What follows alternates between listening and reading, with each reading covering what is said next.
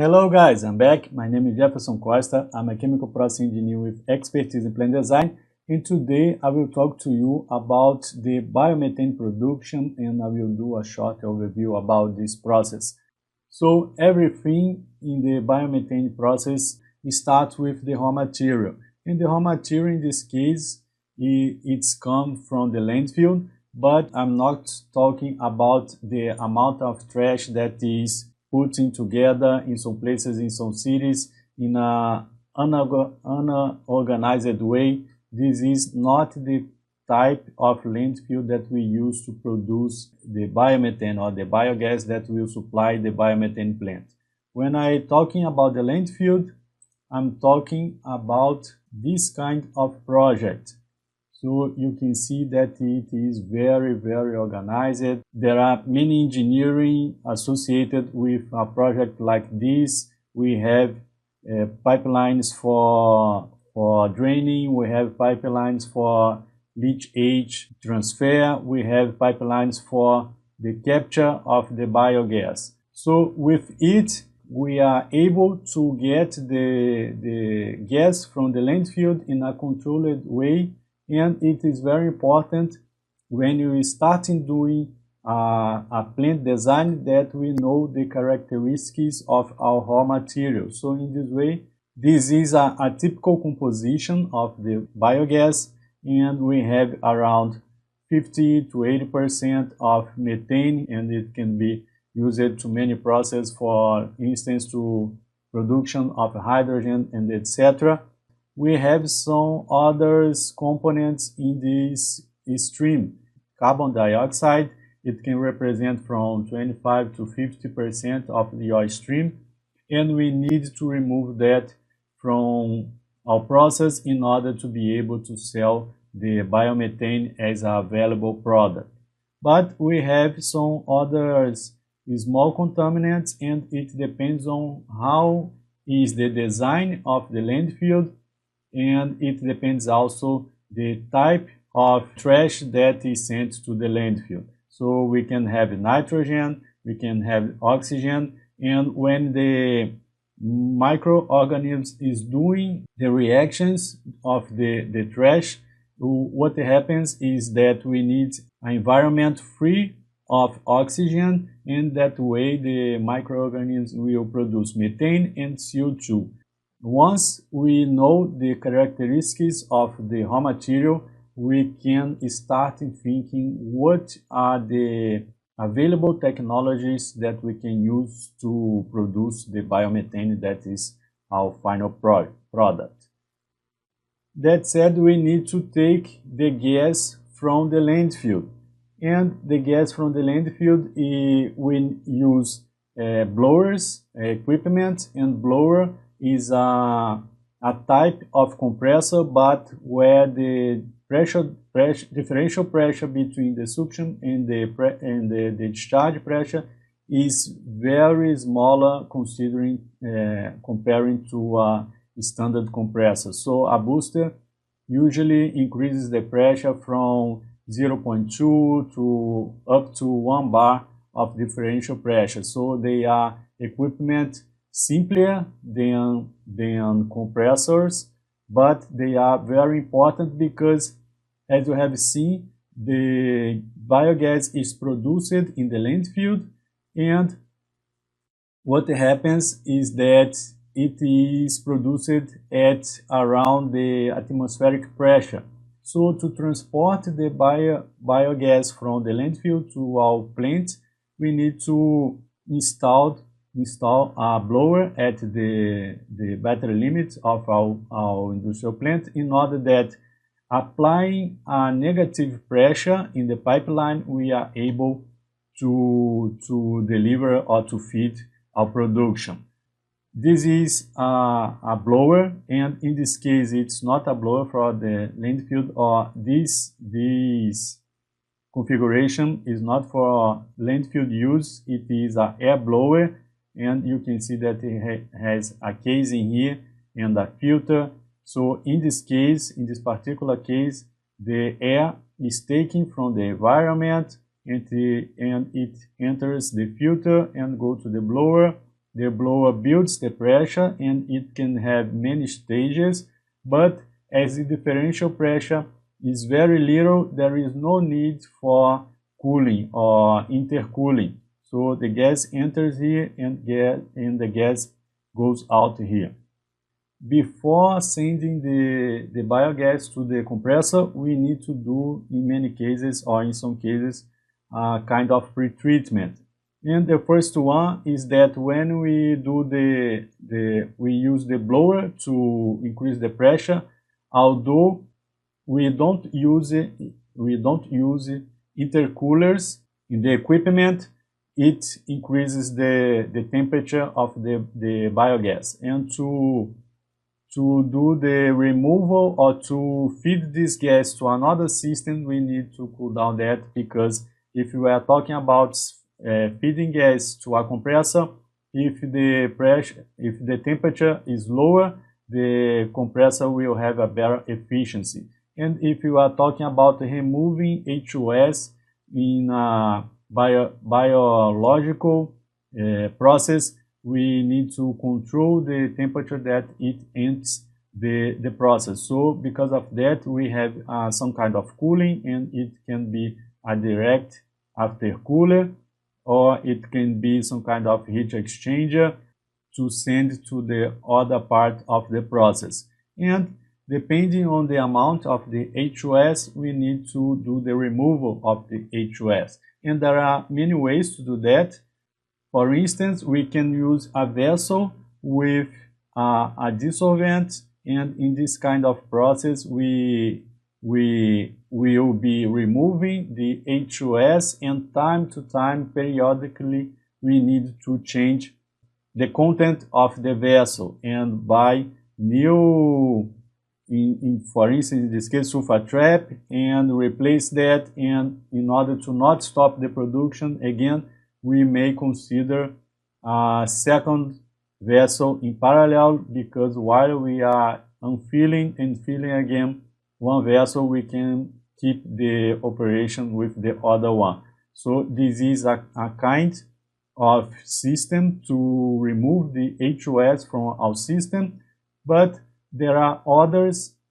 So if we are talking about a biological process, what happens is that we have the raw gas, and this is in our case, the biogas. It enters an observer, and in the top of the observer, the H2S was removed, and the liquid phase will be rich with H2S and goes to a reactor where the microorganism is responsible to reducing or to oxidizing the H2S to sulfur slurry, and we remove the sulfur, the elemental sulfur, from the process. And we need air blowers, we need to have pumps to do the recirculation. There are the control of the pH of the process and the temperature, because all of this can impact the microorganism performance.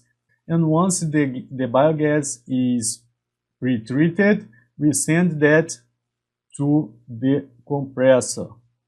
And we need to send that to the compressor because the process of removing the CO2 usually is done in high pressure.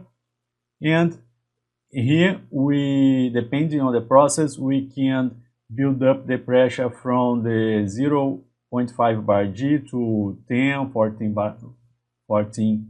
bar G, or we can increase that to around 30 bar G, depending on the type of technology that we use to do the treatment or to do the sweetening of the CO2. And to do the removal of the CO2 from the biogas, there are many kinds of processes also, as we have in the dehydration. And one of them is the sweetening with solvent. So this is very similar with dehydration.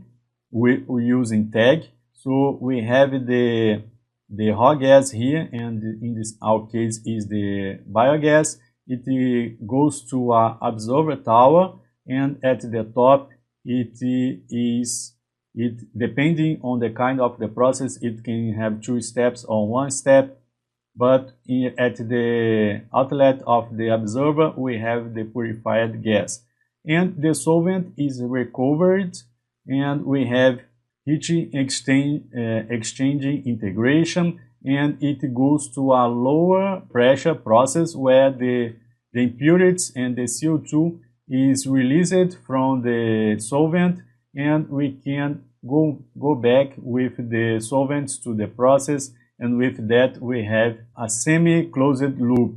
Once we pass the biogas through the CO2 purification, we have our biomethane. Let me show you how it looks like a biomethane process in the Aspen Hysys. So here I have the biogas going this way, and I do the specification, or I do the composition of the biogas in dry bases, and with that I use an operator to do the saturation of the biogas with water, because when we are producing the biogas at the landfill, it is saturated with water at the temperature of the reaction of the ambient temperature. I need to transfer that to my process, and I have a blower, and here I added a pipeline, because usually from the landfill to my process I can have many meters or kilometers. So with that I can evaluate what are the requirements or the inlet requirements to specify the blower. You will see that we have negative pressure, and in this case I have direct after cooler, where I use a closed loop to decrease the temperature of this biogas, and I have a chilling system or a cooling system, so I use a plate heat exchanger. Here I have the representation of my H2S removal.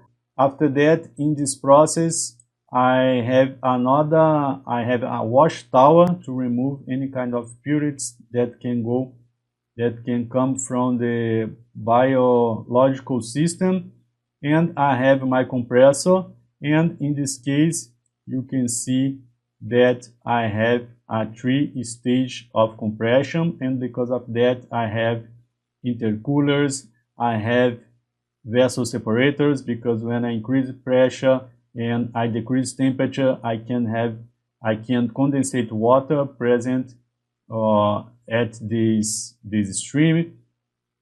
I have a polishing here where I can remove the remaining content of H2S from the gas, and I have an integration with the CO2 removal unit, and with that I increase the pressure of my biogas. I have a recirculation from the flash vessel, as I told you, to recover the methane that is absorbed during the absorption process.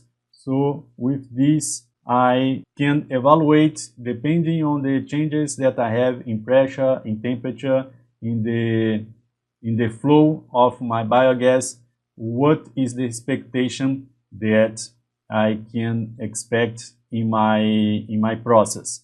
And of course that many of these equipments I must size, and it is the kind of thing that I share with my students in my training program.